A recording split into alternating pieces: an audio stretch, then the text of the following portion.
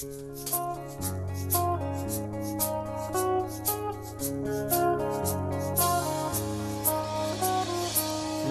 hanggang Sabado, puro na lang trabaho. At pagsapit ng Linggo, kailangan may negosyo, maghanap na raket.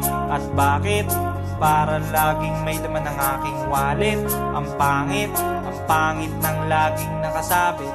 Bitin sa hangin ang bukas pag walang makain. Wag na akong tanungin kung may bigas pang isasaing. Sakit na isipin, taas na ng bilihin. Pilitin mong abutin, kita mo, makakaraos din. Oh yeah, oh yeah.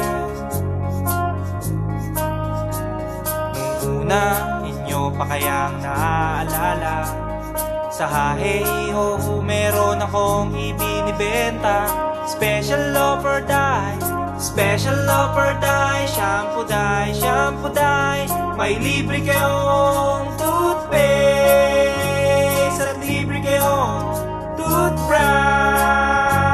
May libre kayong toothpaste, may libre kayong toothbrush. At saka po candy, tsaka po candy. At saka po keso, tsaka po keso. At saka po carrots, tsaka po carrots. At saka po ketchup. Kaya ngayon, eto na naman ako, nagbi-business ng kung ano-ano. Merong ballpen, pentel pen, at pwede mo rin akong maging boyfriend. Basta't 7, uuwi na ako sa amin, kasi meron pa akong gagawin. Magpapasuso nitong alaga kong tuta.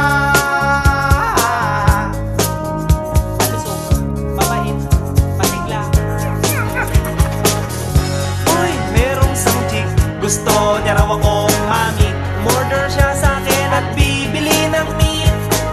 Tong aking longganisa, ang kanyang kursonada. Kasi malaki, kasi mataba at mahaba. Ako'y kanyang niyaya doon sa kanila. Wag daw akong mahiya, siya'y nag-iisa. Uli ka na, patitikim ko na.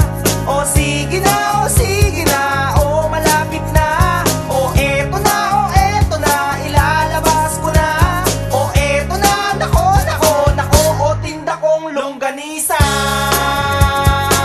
O tinda ko, o tinda ko. O tinda kong longganisa. O tinda ko, o tinda ko. Here we go, here we go. At ang nangyari, ako'y nawili. Pakwento siya kasi at hindi corny. Ginawa ko ng lahat sa kanya at wala ng boundary. Sinakyan ko na siya kasi sinakyan niya na rin ako. Nang bilangin ko, tong inabot niya sa palad ko, tong inabot niya. Kulang pa, ang sabi ko, kulang pa.